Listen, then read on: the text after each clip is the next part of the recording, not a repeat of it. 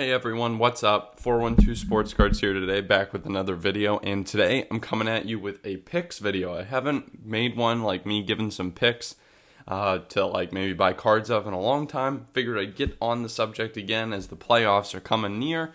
I personally haven't made a ton of pre-playoff purchases, but I'm starting to think about it now. Wanted to give you some insight into what I'm thinking about right now. So we all remember the hype in the bubble last year, guys like what it did for prices of guys like Tyler Hero and Jamal Murray in the playoffs.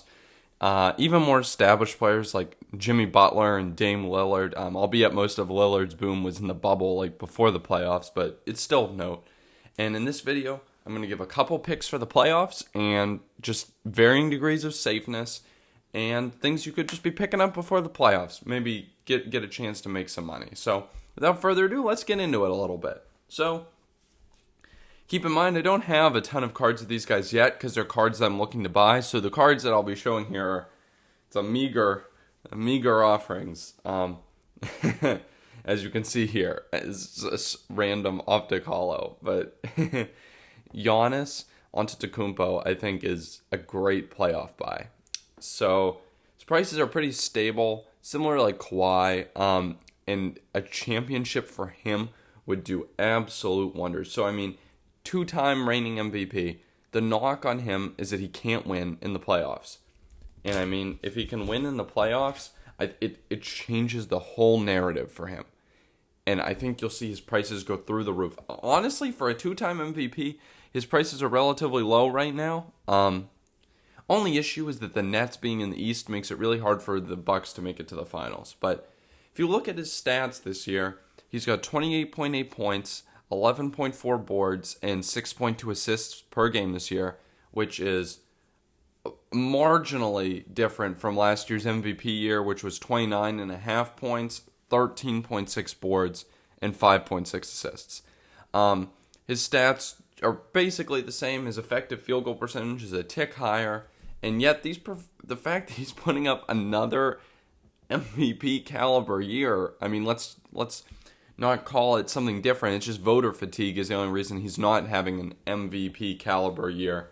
I mean, his prices haven't moved at all. His base prism bottomed out at about 3K in October, was up a hair over 4K in like late December as the season was beginning again in the preseason hype, which a lot of modern guys saw, and it slowly descended to like about that 3,000 range right now. So we're back like where we were in the October lows, and way down from the August highs, which were like 5-6K. Pop is about 2,500 on the base prism. Not bad at all. It's comparable to the Topps Chrome LeBron, if you're curious. But here's what I think, why I think Giannis is such a good investment. He's a reigning two-time MVP, so in the top 5 player in the league. So I think the downside is pretty limited. I mean, his prices have been beaten up because he hasn't won. So I don't think much changes if he doesn't win again this year. I think we've seen the beatdown. I think the risk is low.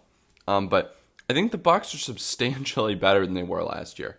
Drew Holiday is a huge addition, and he and Giannis are elite defenders. Let us not forget Giannis is one defensive player of the year as well. And Middleton's also pretty darn good. And dare I say they match up well against the Nets. I mean, maybe the size could be a little bit an issue. They're a lot bigger than the Nets, but like the Nets are a tough opponent, but there are two elite defenders on the Bucks and one very, very good defender in the starting five. That type of defensive prowess is huge for matching up with the Nets. And I don't know if the Nets have an answer for Giannis. The Nets are not huge, and Giannis is really hard to guard. I don't know. I just think that the Bucks are in a decent position, a lot better position than they were last year, and I'm excited to see where they go.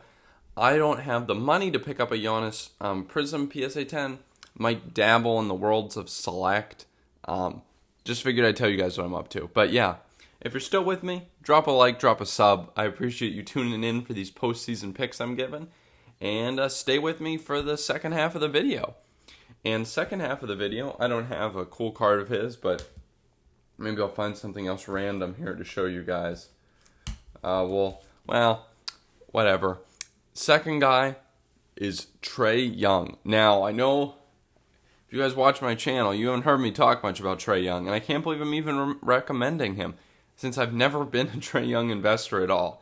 Partially, I just don't like him for some reason. It might be just because he was hyped and compared to like Steph Curry, and he's certainly not Steph Curry. But if there's, I mean, no, Steph Curry's the best shooter in the history of the game.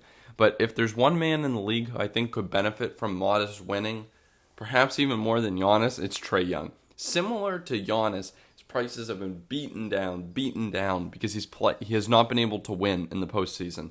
Slightly different because his team has been bad, whereas Giannis' team has been like the best regular season team the past couple of years and then has choked.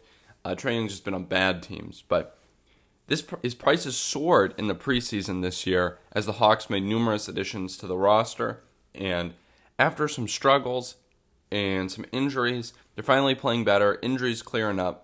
Currently 5th in the East at the time of filming this. So, what about the stats? What about Trae Young's stats? Do those give us any insight into where his prices are at? Well, his usage is down a little bit this year just because of the better roster.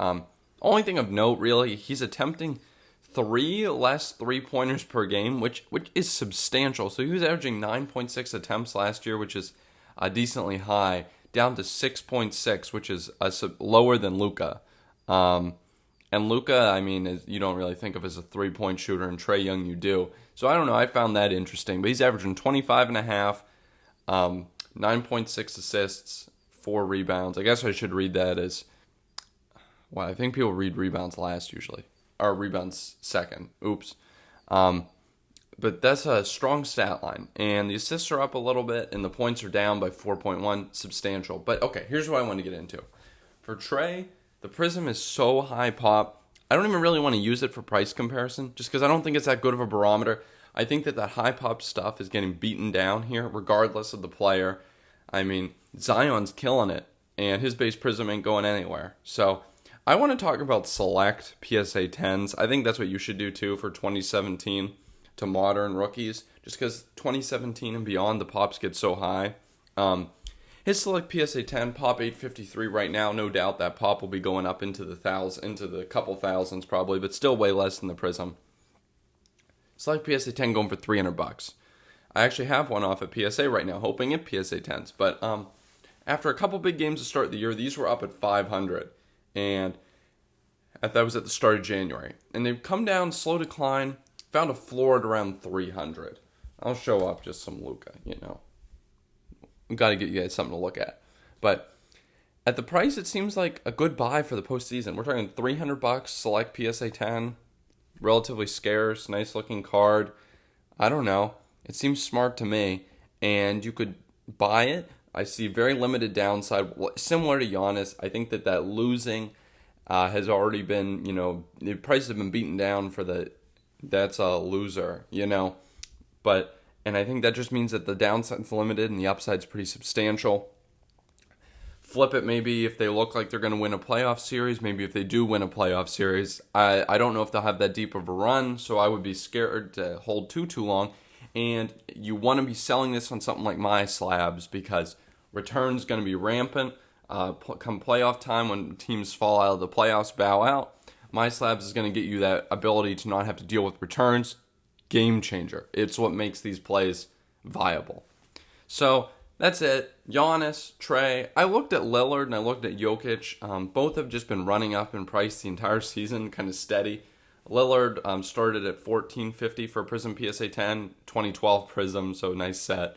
It's up at $1,700. Not bad though, considering like Hall of Famers got a boost and he's a future Hall of Famer. Jokic started the season at $700 for a Prism PSA 10 at $1,600 now.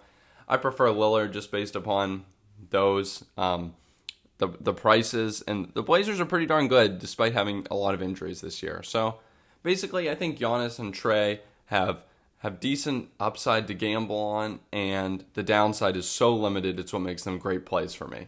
Anyways, I hope y'all enjoyed. Any ideas for new videos, drop them in the comments for me, and I'll catch you next time.